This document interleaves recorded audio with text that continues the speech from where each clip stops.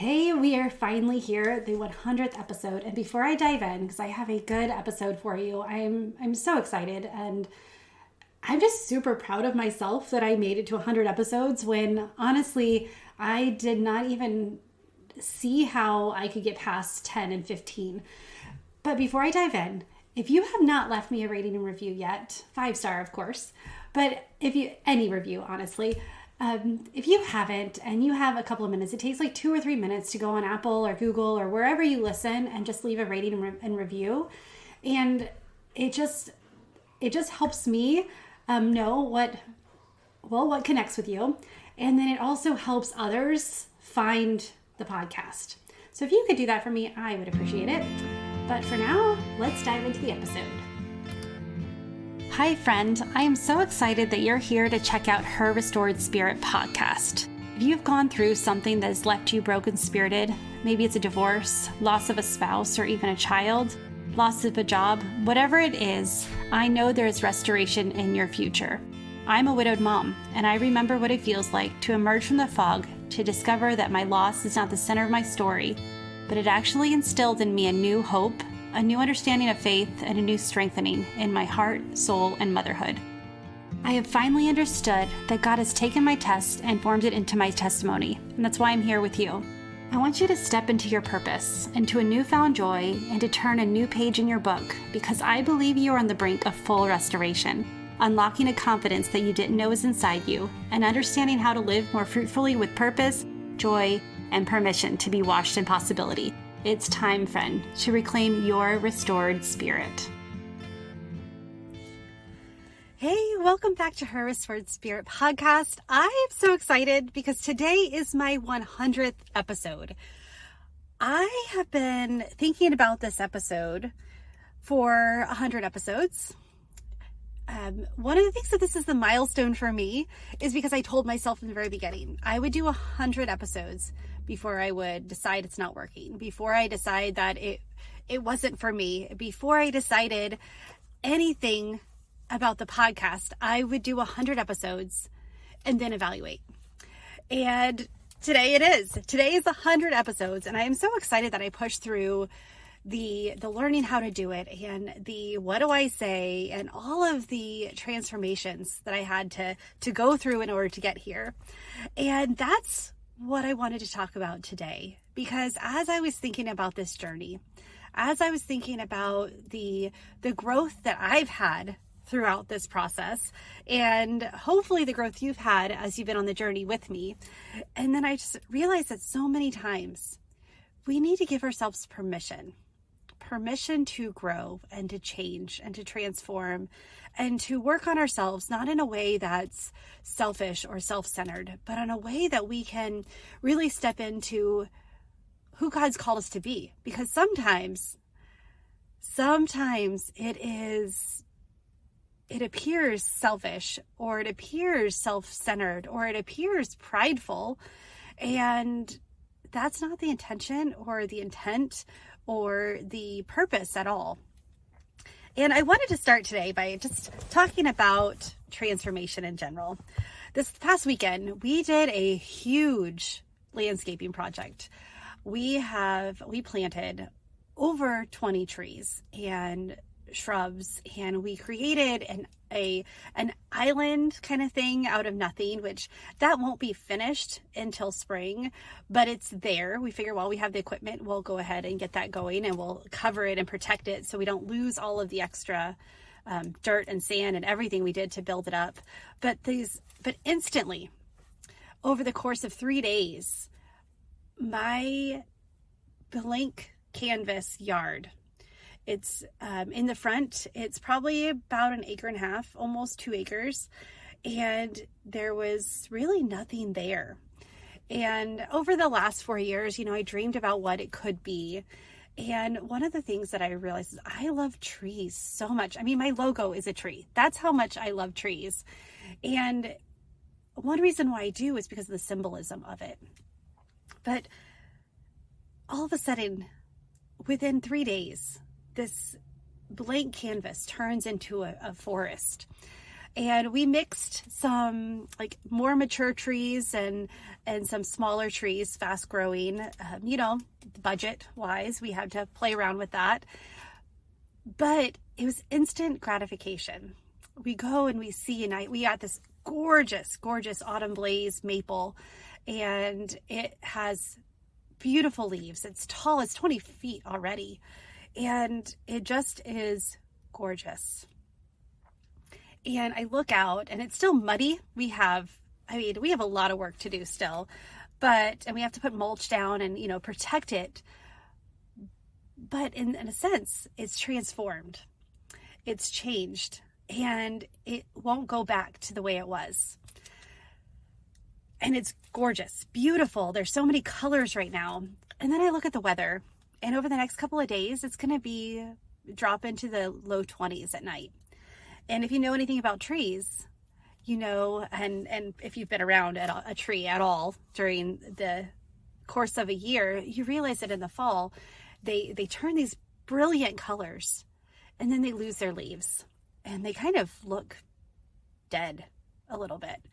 And during this time, they lose their luster, they lose their appeal.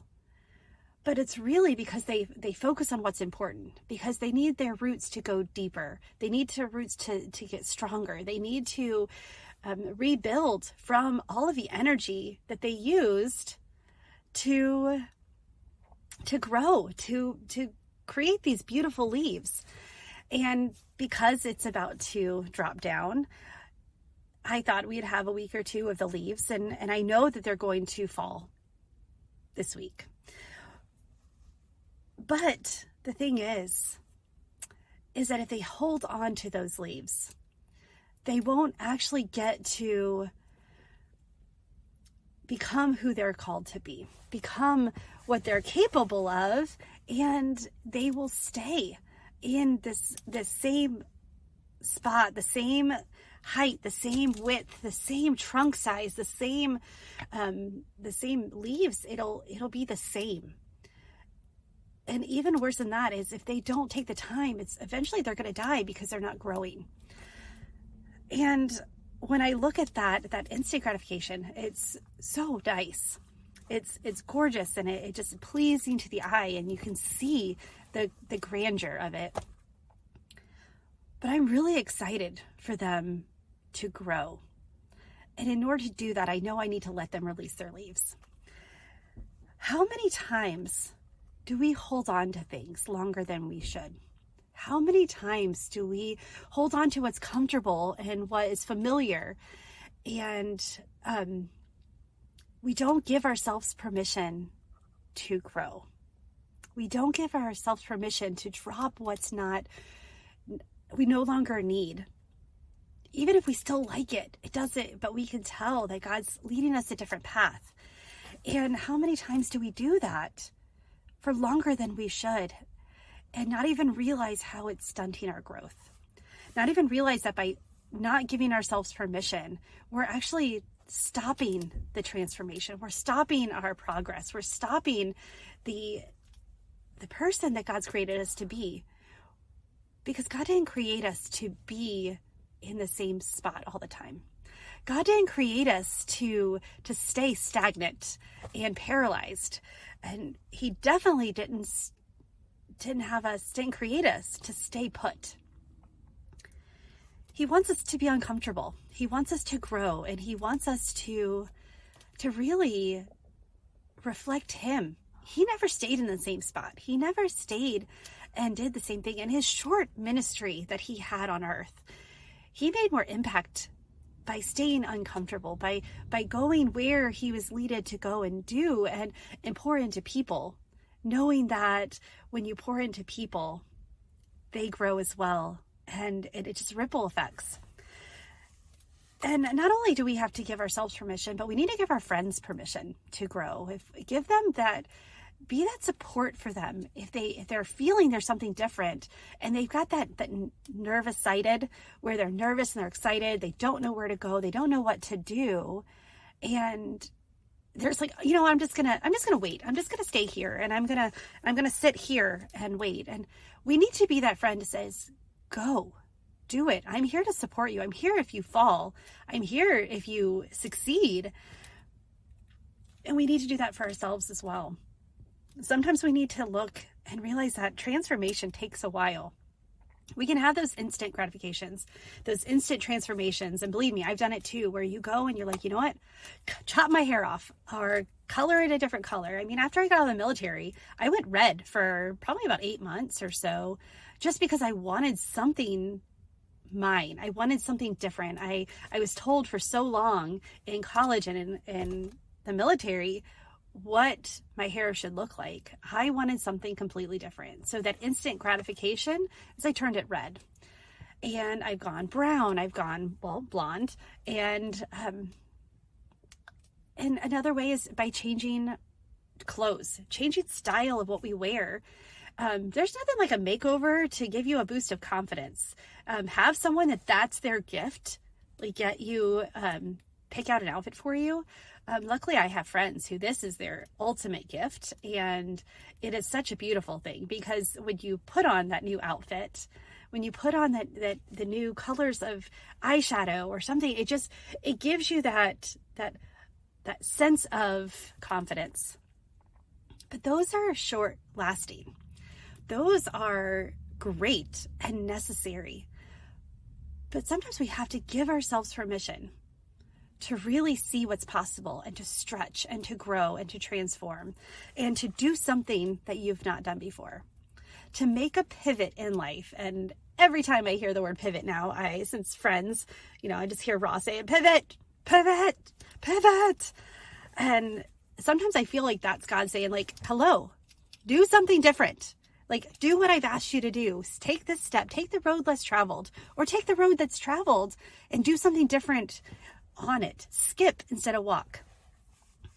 And when we give ourselves permission to try something different, and I talk about that because over the last 100 episodes, that is what I've tried to do.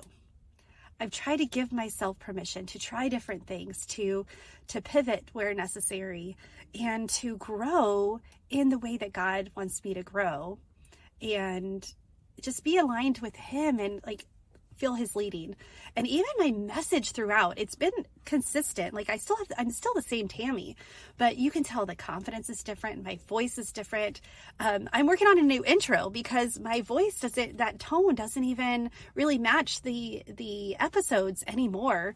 It's more upbeat, and I realize that what I'm good at is helping people put these seemingly unmatching or these pieces of their life that they don't seem how they can go together. They don't see how there's their growth and opportunity and how they're all actually linked. I have the ability to see that. And it's really cool to when I work with my clients and see the pieces and the things they've been through and how it's brought them to who they are today and how it's going to help them transform to who they are tomorrow. And I'm so excited.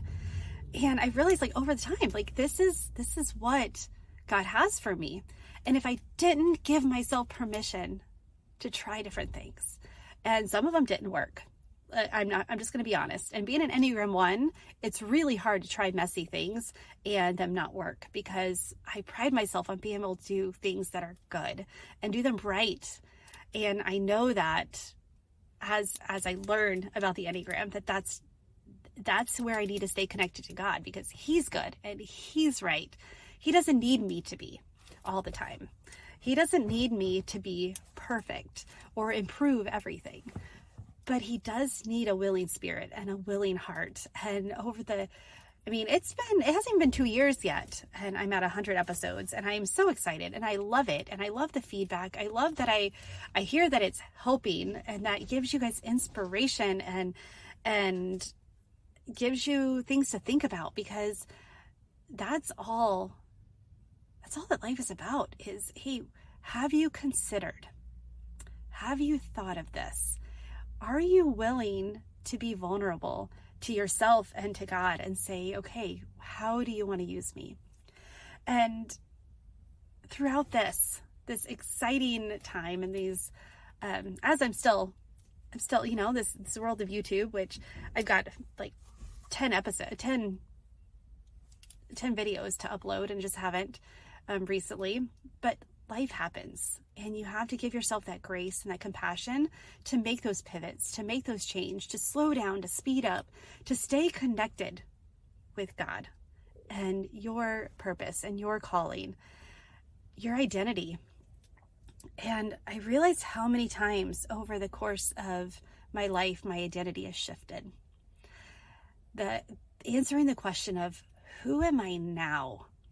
And giving myself permission to grow into that and change as necessary, because if I stayed the same person I was when I graduated high school, we'll just say that, because even throughout high school, even in high school, that shifts of as you figure out what's important to you and what's not. But if I stayed the same person I was in high school, I mean, I was a nice person. I was kind. I had a lot of friends. I was well liked. I was soft spoken, unless you really knew me. I was driven and I was willing to work behind the scenes really hard. And even that transformation of getting out in the visible, becoming visible, was not easy for me. This is not, because growing up, the message that I heard is you have to work hard and you need to elevate people around you, which I still think that's true, but you don't do that by making yourself smaller or making yourself invisible. And I would work behind the scenes, and I knew I was good at what I did. I knew that I was helping others. But it was mainly because I was afraid of what people would think if I would stand out and do it on my own. And if I worked really hard, then someone would give me permission to go to the next level. And sure, with the military, that kind of works. You work really hard, you make your boss look good, you check all the boxes, you learn your job, you become proficient and an expert at your job, and they move you up. And so you are given permission by getting promoted. But in life, there's no promotions. There's nobody really watching and doing a little report for you every year saying, okay, well, you're ready for this. This is something you've got to do for yourself.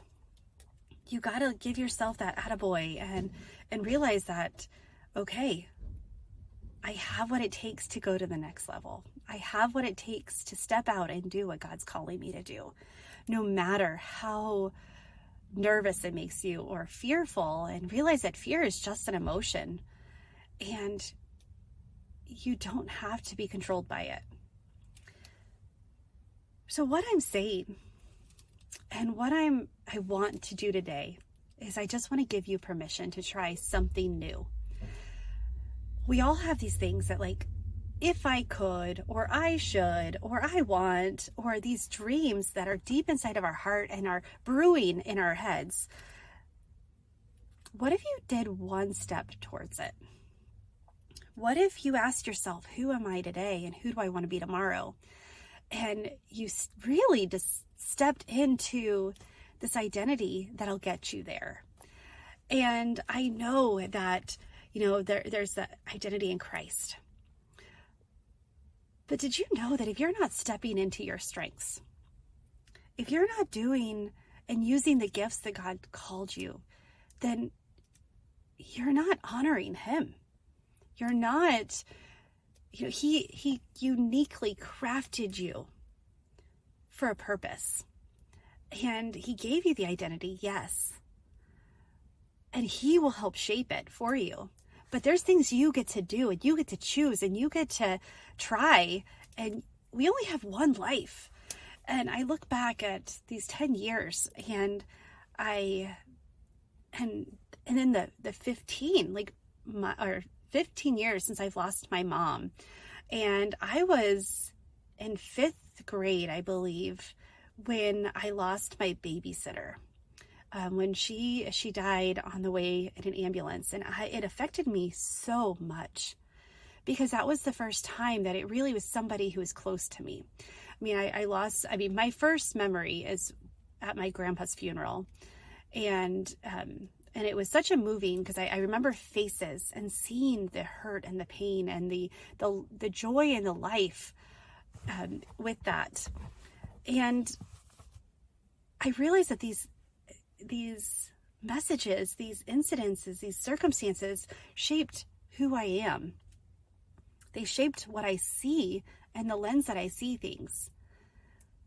They don't get to decide for me how much they're going to shape me, but they do get, what elements do I want to take from that? And the element is, I recognize people. I recognize hurt and joy and love, and I recognize that these identities that people hold, and I see them shift over time. I see them develop, and I see them grow. And then I see the people that don't. I see the people stuck in their circumstances that are not pushing themselves just slightly. They're not giving themselves permission to grow and change and pivot and get out of a situation they don't want to be in. They look for those instant gratification changes, and then they get frustrated when they don't last. They plant the trees, but then get upset when the leaves fall off and they can't see the change anymore. And then it just looks like everything else. And I don't want that for you. Asking yourself the question, who am I now? Through every transition of life. And I am excited to say that I am actually, even in this last couple of months, I have stepped into a new identity, and I'm answering that question again. I've realized that this is a question we have to answer over and over and over. And I don't think we should ever stop asking, who am I now? And what do I want? And how can I serve? How can I be the best Tammy? So that way I can take care of my people the best. And because that's what we need to do. When I hold myself back, when I don't give myself permission to do the next thing, and it actually, it stunts my growth. It keeps me from fulfilling my purpose that God set out for me and being a part of that. He doesn't need me to help him, but he allows it. Like, he wants us to join on the journey.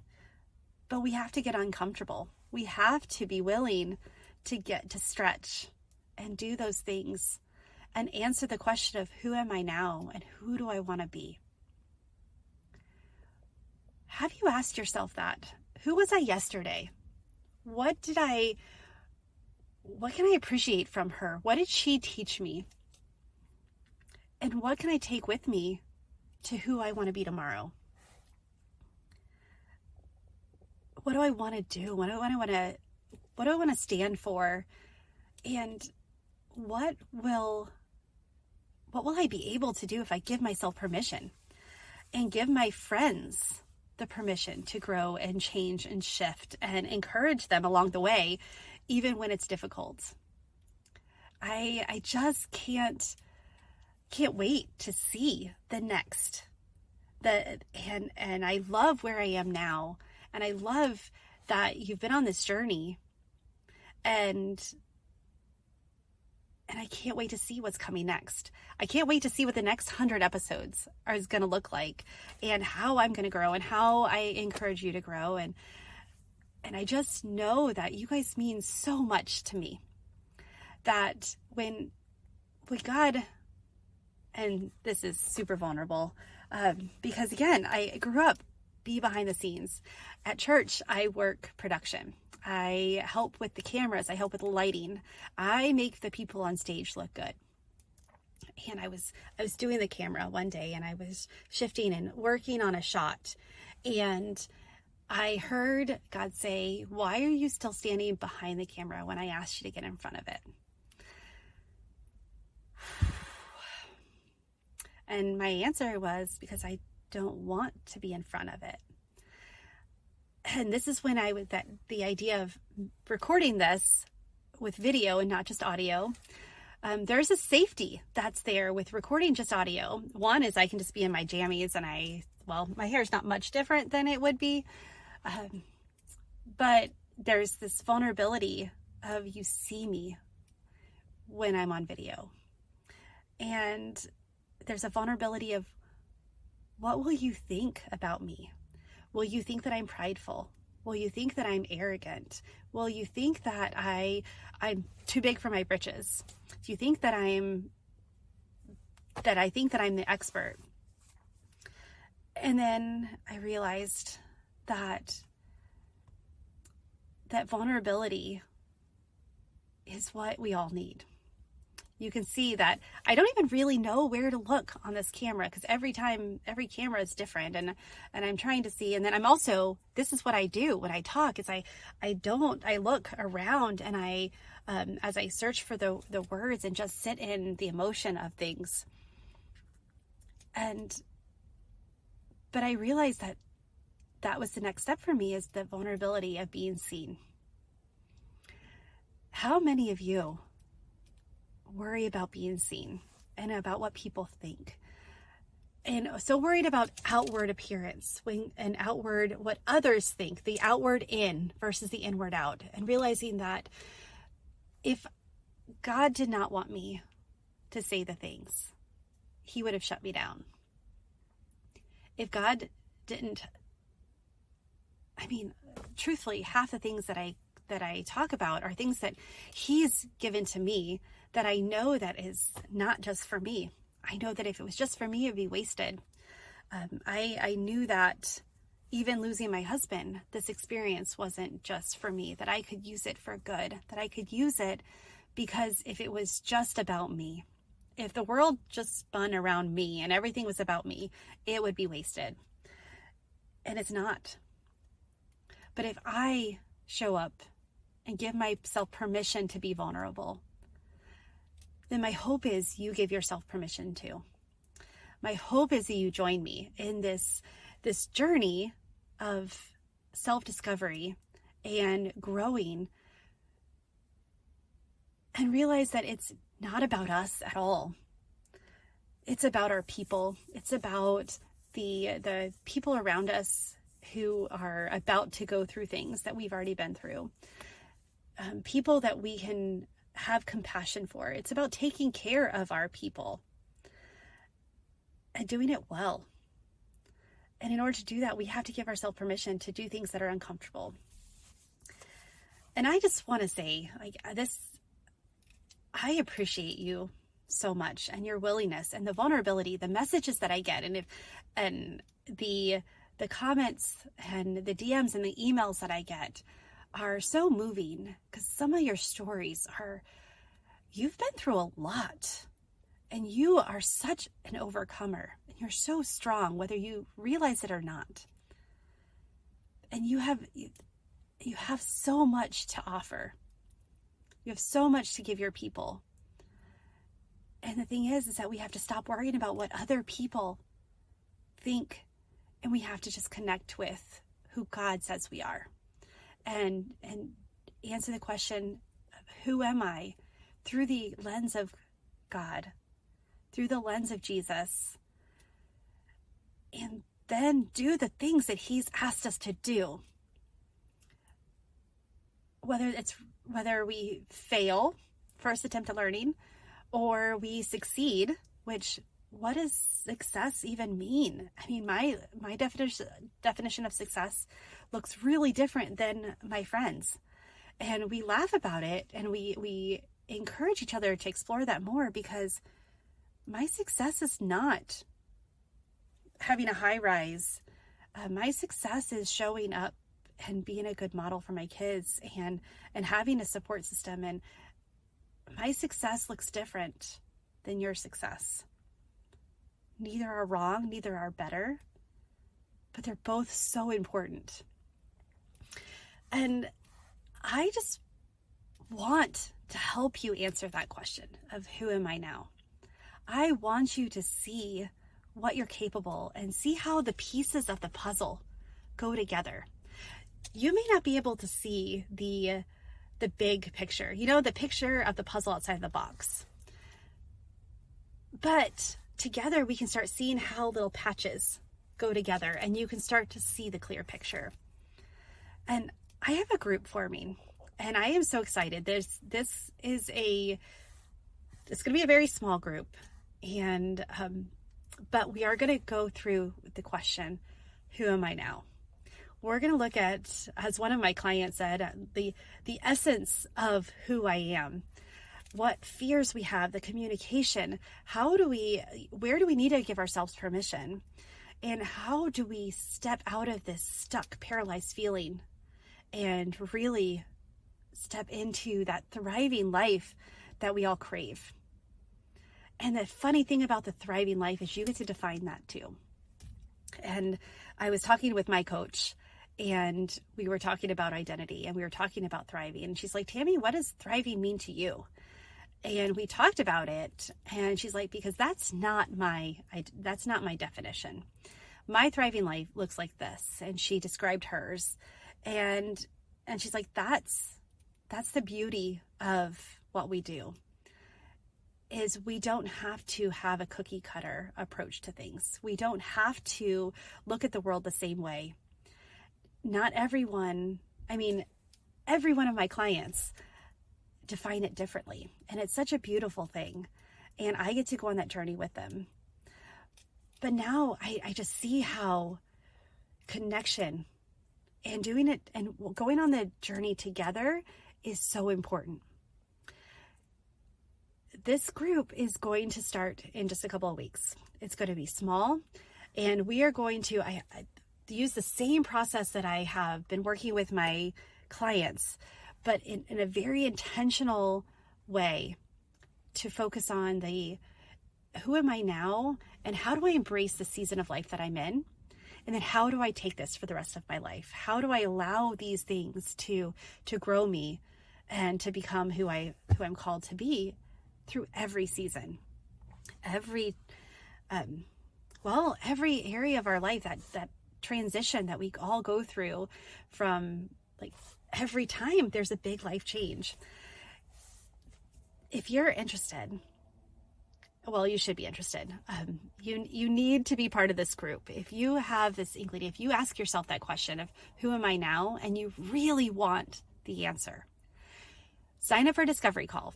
We're going to see if it is a good fit for you. I want to make sure that this group that I'm forming are action takers and are ones who are really, they're not perfect. They don't all know where they're going, but they know that there is a path, and they're ready to be vulnerable to get there. And so get on a discovery call. Let's chat and let's see what's possible, and get you in there soon.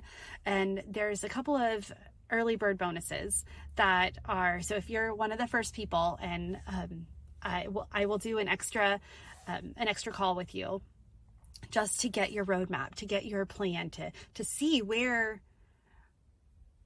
is God highlighting. And I'm so excited to share that with you. But for now, I am going to close this 100th episode, and I just can't wait for 100 more. I can't wait to see where the journey continues, and that we take this. Be willing to give yourself permission to grow and to change and to drop things, to remove things that are not serving you, and give yourself permission to pick up things that do. Or really not even pick up, just embrace, because you already have it. It's all within you already. You already know what you need, who you are. Sometimes we just need that space to explore. We just need that space to really look at it and embrace it. Well, with that, I'm going to close. I'm just so excited that I made it to 100 episodes. I honestly did not think that it was going to be possible. I didn't know that I had 100 things to say. And what do you know? I have a few more than 100 things to say. just want to say thank you again for being on this journey. And I can't wait. So with that, I will close. Friend,